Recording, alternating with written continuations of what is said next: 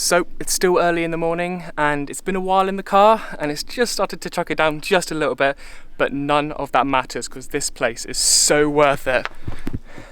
Look at this place. It's one of my fave spots in the Brecon Beacons, and that's what we're going to be doing today. We're going to be checking out all the top spots here. So let's get into today's video and roll that sequence.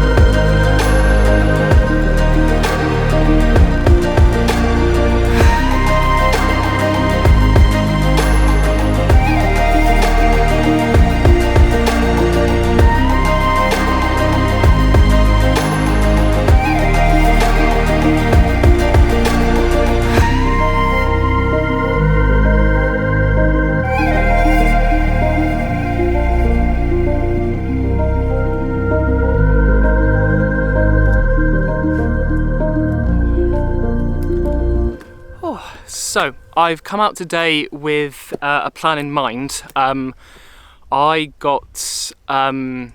didn't get in touch. Luna! Someone on my Instagram got in touch because they were interested in how I edit the sky in pictures. And I thought, as I'm out today, I'll do a bit of a vlog, talk to the camera, and I'll actually talk through my top 4 things that I do when trying to shoot a picture and trying to have like good sky. And the first tip that I'm going to suggest is getting it right in camera. And although that might be slightly obvious, it's probably the easiest way. So try to not expose for the subject.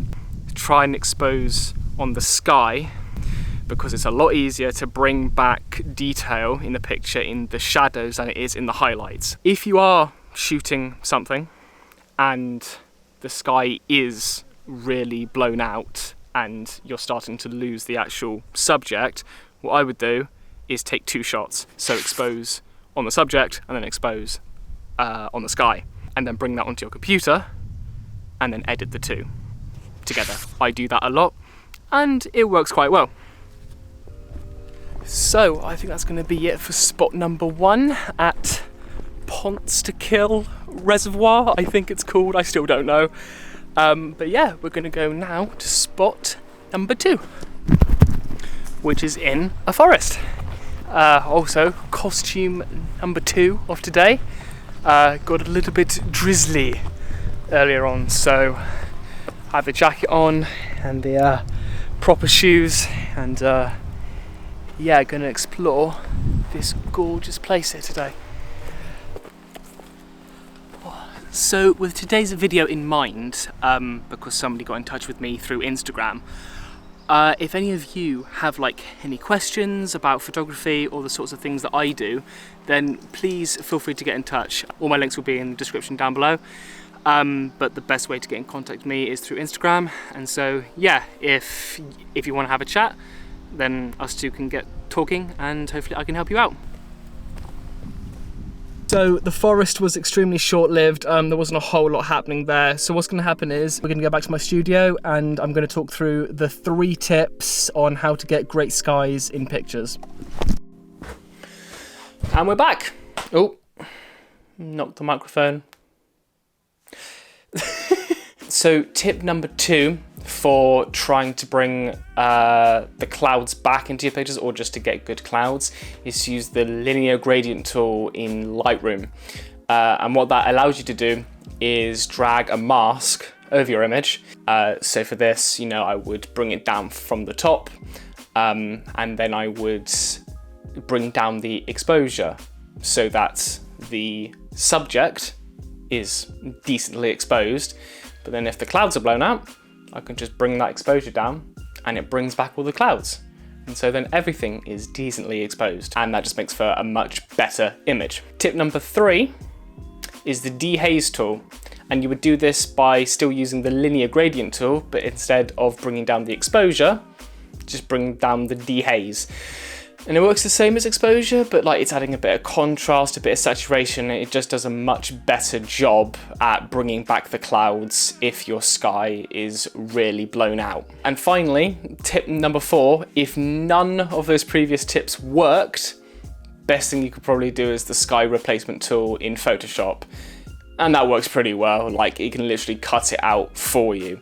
The only thing I would suggest is not using the stock images that Photoshop provides for you, because over time you will start to see a lot of people using the same images. For me, that just throws it off, because even if you have done a sky replacement and you've done it really well with the stock images that Photoshop has provided for you, you can tell that it's not real. And if I'm going to do a sky replacement, I want it to look as real as possible. So I just have an archive full of clouds that I've shot, just so that it's me and it's not what everyone else has, and you can really start to make your images look just a little bit more real, just so it doesn't look the same as everyone else's. Well, I hope you liked that little vlog tutorial blend today. Just thought I'd try it out. I enjoyed it, and hopefully you've learned a bit about how to have great clouds in your pictures. That's the end of today's video, and as always, make sure to like, comment and subscribe. And I'm gonna click the bell. I've been told that I should add that, because then you'll know as soon as I put up a new video. So click that bell, and I'll see you in the next one. Cheers guys.